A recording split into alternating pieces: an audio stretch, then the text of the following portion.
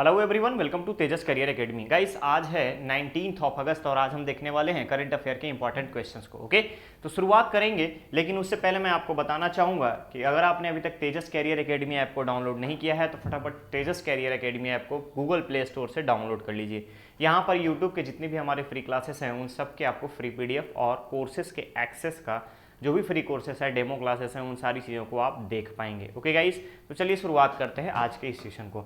सबसे पहले क्वेश्चन है, छत्तीसगढ़ राज्य सरकार ने किस संस्था के साथ मिलकर नागरिकों के सशक्तिकरण के लिए जन जागरूकता अभियान चलाने का निर्णय लिया? ध्यान दीजिएगा, जन जागरूकता अभियान। तो गाइस ध्यान रखेंगे, यहाँ पर 15 अगस्त आज़ादी के अमृत महोत्सव के समय में भूपेश बघेल जी ने यूनिसेफ के साथ मिलकर के जन जागरूकता अभियान की शुरुआत की है। किस चीज पे फोकस, किस चीज पे रहेगा? तो ध्यान रखेंगे आप, शिक्षा, स्वास्थ्य, सामाजिक कल्याण, ठीक है, सामाजिक कल्याण, इन सारी पहलुओं पर यूनिसेफ के द्वारा जन जागरूकता अभियान चलाया जाएगा। और यहां पर सबसे पहले अगर हम बात करें तो पहले चरण में 80 विकासखंड, ध्यान रखिएगा, पहले चरण में 80 विकासखंड में 50 लाख से अधिक, 50 लाख से भी ज्यादा, 50 लाख से अधिक नागरिकों को इसके बारे में जानकारी दी जाएगी। शिक्षा, स्वास्थ्य, राष्ट्रहित के साथ साथ कल्चर यानी संस्कृति के बारे में, कला के बारे में प्रोत्साहित करने के लिए किस तरीके से आपको वहां पे रिएक्ट करना है, यानी किस तरीके से आप अपनी संस्कृति को लेकर के आगे चलेंगे, किस तरीके से आप शिक्षा को व्यवस्था को आगे बढ़ाएंगे, इन सारी चीज़ों के बारे में जन जागरूकता अभियान चलाया जाएगा राज्य सरकार और यूनिसेफ के द्वारा। पहले चरण में 80 विकास खंडों में ये परियोजना चलाई जाएगी, ये कार्यक्रम चलाया जाएगा। इसके अलावा अगर हम बात करें तो इस कार्यक्रम में 80 विकास खंडों में 50 लाख नागरिकों को टारगेट किया गया है। याद रहेगा, तो यूनिसेफ, करेक्ट ऑप्शन जो है आपका यूनिसेफ होगा। क्लियर रहेगा गाइस? चलिए नेक्स्ट क्वेश्चन की तरफ बढ़ते हैं। क्वेश्चन है, विद्युत उपकरणों की जांच के लिए किस स्थान पर क्षेत्रीय जांच प्रयोगशाला की स्थापना की जाएगी? ध्यान रखेंगे आप, विद्युत उपकरणों की जांच के लिए किस स्थान पर क्षेत्रीय जांच प्रयोगशाला की स्थापना की जाएगी? तो याद रखिएगा, इलेक्ट्रिक की अगर हम बात करें, इलेक्ट्रिक जितने भी इंस्ट्रूमेंट्स हैं लाइक ट्रांसफार्मर, मीटर, इन सभी के टेस्टिंग हेतु ध्यान रखिएगा नया रायपुर में CPRI बेंगलुरु के द्वारा, सेंट्रल पावर रिसर्च इंस्टीट्यूट, केंद्रीय विद्युत अनुसंधान संस्थान के साथ मिलकर के यहां पर एक नया रायपुर में क्षेत्रीय जांच प्रयोगशाला की स्थापना की जाएगी। इसके लिए जो भूमि आवंटित की गई है वो 10 एकड़ का है। इसके अलावा अगर हम बात करें तो टोटल लागत यहां पर 20 करोड़ रुपए से अधिक, याद रखिएगा 20 करोड़ रुपए से भी अधिक, ग्रेटर देन 20 करोड़, 20 करोड़ से भी ज्यादा अधिक यहां पर ध्यान रखिएगा पैसा लगाया जाएगा। क्लियर रहेगा? और इसी के साथ साथ विद्युत उपकरणों की जांच के लिए, मीटर रीडिंग के लिए यहां पर नया रायपुर में क्षेत्रीय जांच प्रयोगशाला की स्थापना की जाएगी। करेक्ट ऑप्शन क्या होगा आपका? बी। चलिए आगे बढ़ते हैं दूसरे क्वेश्चन पे। क्वेश्चन है, दलहन उत्पादन करने वाले किसानों को प्रति एकड़ अनुदान राज्य सरकार द्वारा कितना दिया जा रहा है? ध्यान रखिएगा यहां पर धान की खेती की जगह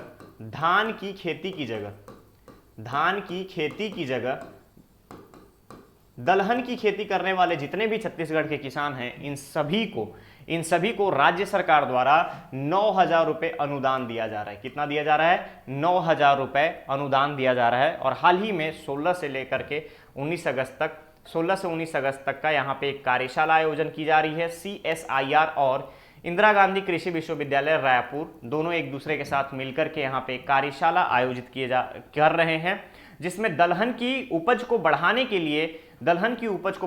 लिए और कौन कौन से तरीके हैं, कौन कौन सी इंजीनियरिंग और मैकेनिज्म को यूज किया जाए कि इसकी फसल में अगर हम बात करें उपज में बढ़ोतरी हो।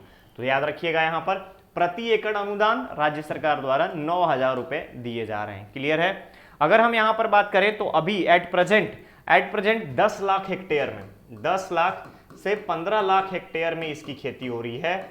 लेकिन जैसे ही यहाँ पे थोड़ा सा टेक्निकल रूप से यानी कि तकनीकी रूप से हम विकसित हो जाते हैं दलहन की खेती में, तो ये 20 लाख हेक्टेयर तक बढ़ने के चांसेस हैं। ठीक है, 20 लाख हेक्टेयर तक बढ़ने के चांसेस हैं, ऐसा कृषि वैज्ञानिकों का मानना है। तो ध्यान रखिएगा 9,000 रुपए अनुदान राशि के रूप में दिया जा रहा है, किसके द्वारा? राज्य सरकार के द्वारा। नेक्स्ट क्वेश्चन है, हाल ही में राज्य के किस जिले में हनी बैजर मिला है? ध्यान दीजिएगा, हनी बैजर एक विलुप्त प्रजाति है, याद रखेंगे, विलुप्त प्राय प्रजाति है। और कहां पाया जाता है? तो भारतीय इंडियन सब कॉन्टिनेंट एरिया में, भारतीय उपमहाद्वीप सब कॉन्टिनेंट एरिया में, ठीक है, सब कॉन्टिनेंट एरिया में।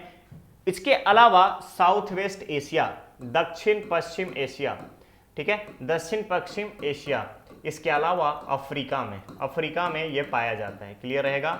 अफ्रीका में पाया जाता है। थोड़ा सा गुस्सैल किस्म का जानवर है। इनका निवास स्थान होता है तालाब या नदी के किनारे, मांद बना करके रहते हैं ये लोग, और इस मांद की लंबाई 25 से 30 फीट तक की होती है। क्लियर रहेगा? मांसाहारी जीव है। तो ध्यान रखेंगे, हाल ही में छत्तीसगढ़ के कांकेर जिले में हनी बैजर मिला है, कांकेर जिले में हनी बैजर मिला है। क्लियर रहेगा? इससे पहले आपको यहां पर एक चीज और ध्यान रखना है कि थोड़े ही दिन पहले विलुप्त प्राय प्रजातियों में अगर आप देखेंगे, इंडेंजर स्पेसीज में अगर आप देखिएगा, तो यहां पर एक माउस डियर भी मिला था छत्तीसगढ़ में ही। क्लियर रहेगा? तो याद रखेंगे, करेक्ट ऑप्शन है ए। नेक्स्ट क्वेश्चन पे आते हैं, चेहरे की पहचान तकनीक पर आधारित केंद्र की यात्री प्रसंस्करण प्रणाली को क्या नाम दिया गया है? तो गाइस, यहां पर चेहरे पर आधारित यानी फेस रिकॉग्निशन के साथ, जैसे आप मोबाइल में फेस लॉक रखते हैं, सेम कंडीशन है आपका कि जब आप एयरपोर्ट पे जाएंगे तो एयरपोर्ट पे जाने के बाद फेस को रिकॉग्नाइज करके आपके, अगर हम बात करें तो आपके ट्रैवल के बारे में, आपकी पूरी इंफॉर्मेशन के बारे में पता लगा लिया जाएगा। तो ध्यान रखेंगे, चेहरे की पहचान तकनीक पर आधारित यात्री प्रसंस्करण प्रणाली की अगर हम बात करें, पैसेंजर प्रोसेसिंग सिस्टम में अगर आप देखिएगा, तो यहां पर डीजी यात्रा नाम दिया गया है। डीजी यात्रा है, डिजिटल यात्रा। क्लियर रहेगा? डिजिटल यात्रा। इसमें क्या होगा? आपका सारा डेटा जो होगा स्टोर होगा, आपकी इंफॉर्मेशन स्टोर होगी, और जैसे ही आप ट्रैवल करेंगे और आप फेस रिकॉग्निशन के सामने से गुजरेंगे, आपकी सारी इंफॉर्मेशन वहां डिस्प्ले होगा, यानी जो सामने में स्क्रीन लगी रहेगी उस पर डिस्प्ले कर दिया जाएगा, जिससे कि सुरक्षा कर्मचारियों को आसानी हो आपको रिकॉग्नाइज करने में। क्लियर रहेगा? तो करेक्ट ऑप्शन है यहां पर आपका डी। चलिए नेक्स्ट क्वेश्चन की तरफ चलते हैं। क्वेश्चन है, राज्य के किस जिले की महिला पुलिस आरक्षक ने स्वतंत्रता दिवस के अवसर पर माउंट एलब्रूस की चोटी पर तिरंगा लहराया? तो ध्यान रखेंगे, कवर्धा जिला पुलिस की महिला आरक्षक अंकिता गुप्ता, नाम है इनका अंकिता गुप्ता, 15 दिवस के शुभ अवसर पर माउंट एलब्रूस 5420 मीटर हाइट वाले माउंट एलब्रूस, जो कि यूरोप में ऊंची चोटियों में गिना जाता है, यूरोप की ऊंची चोटियों में गिना जाता है, और वर्ल्ड के टॉप 10 पिक्स में काउंट होते हैं, चोटियों में गिना जाता है। यहां पर हाल ही में अंकिता गुप्ता ने रिसेंट 15 अगस्त को तिरंगा लहराया है। क्लियर रहेगा? और वो अभी कवर्धा जिला के पुलिस आरक्षक हैं। क्लियर? तो करेक्ट ऑप्शन इज सी। चलिए आगे बढ़ते हैं दूसरे क्वेश्चन पे। क्वेश्चन है, भारतीय संस्कृति के बारे में युवाओं को जागरूक करने हेतु किस संस्था के संस्थापक ने साइकिल से भारत यात्रा शुरू की है? ठीक है, ध्यान रखिएगा, यहां पर साइकिल से भारत यात्रा शुरू की है, और ये कश्मीर से लेकर के कन्याकुमारी तक जाएंगी, कश्मीर से कन्याकुमारी तक जाएंगी, युवाओं को भारतीय कल्चर के बारे में बताने के लिए, जागरूक करने के लिए। और ये कहां की निवासी हैं? ये निवासी हैं रायपुर की। ठीक है, रायपुर की स्पीक मैके संस्था की संस्थापक अगर हम बात करें तो इन्होंने ही साइकिल से, अगर हम देखते हैं यहाँ पे, डॉक्टर किरण सेठ उनका नाम है। क्लियर रहेगा? डॉक्टर किरण सेठ उनका नाम है, और उन्होंने ही साइकिल अभियान शुरू किया है। क्लियर रहेगा गाइस? साइकिल अभियान शुरू किया है, और ये हैं रहने वाले रायपुर के स्पीक मैके नाम की संस्था के संचालक। क्लियर रहेगा? स्वयंसेवी संस्था है। इसमें भी सबसे इंपॉर्टेंट चीज कि ऑलरेडी इनको, डॉक्टर किरण सेठ को पद्मश्री अवार्ड दिया जा चुका है, क्लियर रहेगा? समाज सेवा के कार्यों में पद्मश्री इनको दिया जा चुका है। तो करेक्ट ऑप्शन है यहां पर आपका बी। नेक्स्ट क्वेश्चन है, आजादी के अमृत महोत्सव पर राज्य के किस संस्थान से सबसे लंबी ट्रेन सुपर वासुकी नाम से चलाई गई? तो गाइस ध्यान रखिएगा, आजादी के अमृत महोत्सव पर 15 अगस्त के दिन कोरबा से राजनांदगांव, ध्यान रखिएगा, कोरबा से राजनांदगांव के परमलकसा स्टेशन तक 267 किलोमीटर के डिस्टेंस 11 घंटे में पूरी की गई। किसके द्वारा? 6 इंजन वाली 295 बोगियों के साथ और 20,000 टन लोडिंग कैपेसिटी वाले सुपर वासुकी गुड्स ट्रेन के द्वारा, ठीक है, मालवाहक ट्रेन के द्वारा। क्लियर रहेगा? तो ध्यान रखेंगे आप, कोरबा से शुरू किया गया, कहां तक गया? राजनांदगांव के परमलकसा स्टेशन तक। क्लियर है?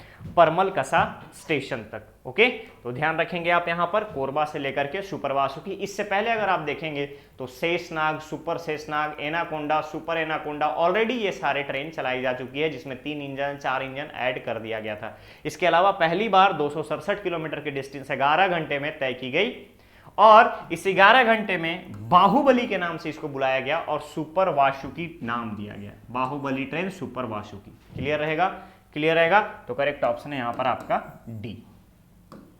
नेक्स्ट क्वेश्चन है, सुल्तान अजलान शाह कप अंतरराष्ट्रीय पुरुष हॉकी टूर्नामेंट 2022 कहां आयोजित किया जाएगा? गाइस ध्यान रखिएगा, हॉकी से रिलेटेड अभी बहुत सारे यहाँ पे क्वेश्चंस बनते हैं और अजलन शाह कप जो है वो हॉकी से जुड़ा हुआ है। अंतरराष्ट्रीय पुरुष हॉकी टूर्नामेंट जो है वो मलेशिया में आयोजित किया जाएगा। मलेशिया के इपोह में, ध्यान रखेंगे, मलेशिया के इपोह में आयोजित किया जाएगा। और एक चीज और याद रखिएगा कि सबसे ज्यादा अभी तक का हॉकी में अगर हम बात करें, अजलन शाह कप विजेता ऑस्ट्रेलिया है अभी तक का सबसे ज्यादा टाइम अगर हम बात करें, सबसे ज्यादा बार मतलब मैक्सिमम टाइम जो है विजेता कौन रहा है? ऑस्ट्रेलिया। तो करेक्ट ऑप्शन होगा यहां पर आपका ए, मलेशिया। चलिए नेक्स्ट क्वेश्चन है, देश का पहला आदिवासी जिला कौन सा है जो कार्यात्मक रूप से साक्षर बना है? कार्यात्मक रूप से पूर्ण साक्षर बना है। तो ध्यान रखिएगा, मध्य प्रदेश के मंडला जिला कार्यात्मक रूप से मतलब क्या होता है कि काम चलाओ, ध्यान दीजिएगा, काम चलाओ, जिसमें आप नाम लिखना, लिख, पढ़ और गिन सकते हैं, वो है आपका कार्यात्मक। ठीक है, तो मध्य प्रदेश का मंडला जिला जो कि आदिवासी बहुल जिला है, ये पूर्ण रूप से अगर हम बात करें रूप से कार्यात्मक साक्षर जिला बन चुका है। और ऐसा होने वाला कार्यात्मक जिला, ठीक है, कार्यात्मक साक्षर जिला मंडला बन चुका है, जहां पे आदिवासियों की बहुलता है और आदिवासी डिस्ट्रिक्ट के रूप में काउंट होता है। क्लियर रहेगा?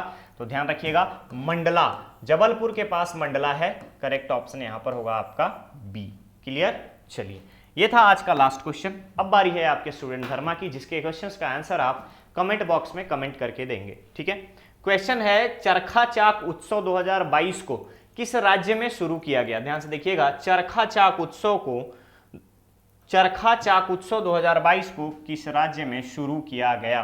क्लियर है? इसका आंसर आपको कमेंट बॉक्स में कमेंट करके बताना है। ऑप्शन है उत्तर प्रदेश, मध्य प्रदेश, राजस्थान और गुजरात। क्लियर? तो चलिए, ये था आज का सेशन। बहुत ही जल्द मिलेंगे हम लोग नेक्स्ट सेशन में। बने रहिए तेजस कैरियर एकेडमी के साथ। चैनल को सब्सक्राइब करें, वीडियो को लाइक शेयर जरूर करें। Okay guys, thank you so much.